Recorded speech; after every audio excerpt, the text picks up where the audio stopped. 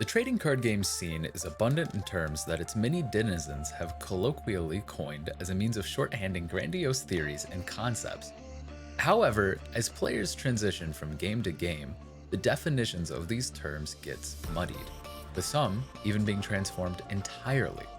Chief amongst these terms is none other than the word tempo. When you hear this word, many of you may come to think of time, as in the timing of music.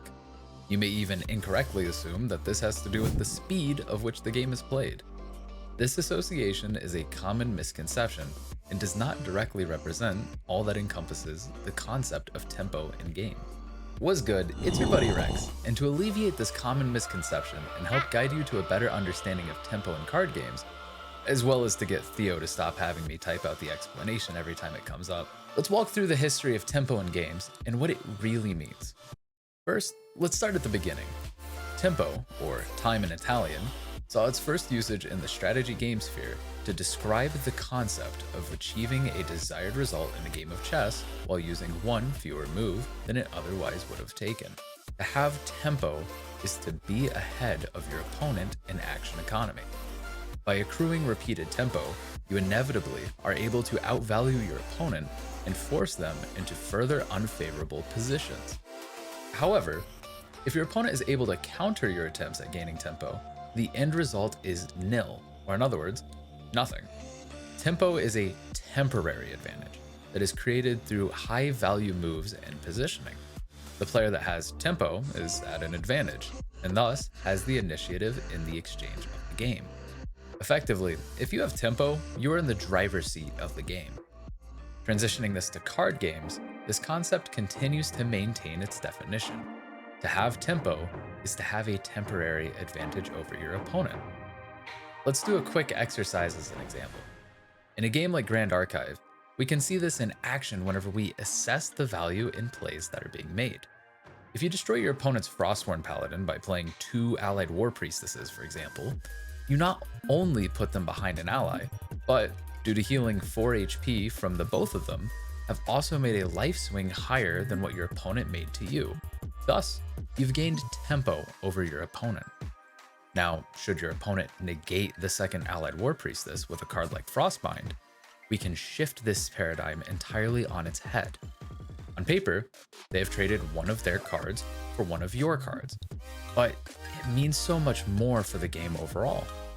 They have spent only one card to protect their Frostborn Paladin and to stop you from healing another 2 HP. They can then destroy your other allied War Priestess that you successfully activated next turn and have a large tempo advantage over you. In one card, they have effectively stopped your entire plan for the turn and have you now on the back foot. To make matters a little worse, when it comes to defining tempo, there's also an archetype in other card games that is coined tempo due to the playstyle strategy of winning via continuous tempo generation. And unfortunately, this is actually the part where most players tend to get lost in the sauce.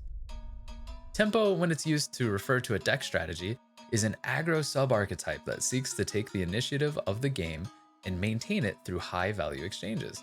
Water Ally aggro decks in Grand Archive are premium examples of tempo-oriented strategy, as they aim to play damage sources that can deal high damage continuously turn over turn. Scepter of Lumina's level up trigger, stickier allies that stay on board that can continuously swing each and every turn, and weapons and or effects that buff damage output are core tools of the trade. To maintain their initiative, these strategies also deploy the use of negates, defensive combat tricks, and efficient removal effects to make sure that you can't establish your game plan at your pace, nor can you disrupt theirs readily should you be playing a greedier strategy. The goal of a tempo deck is to maintain a lead of about 1 to 2 turns worth of action economy and aggress your opponent out of the game before they can manage to stabilize. Tempo is a game concept that has been aged like a fine wine in the subculture surrounding strategy games. While commonly misunderstood, I hope that this brief dive into its meaning may provide a better explanation of what it means to have tempo, as well as to be a tempo deck. This is your buddy Rex, wishing you tempo advantage in your next game. Signing off. Later.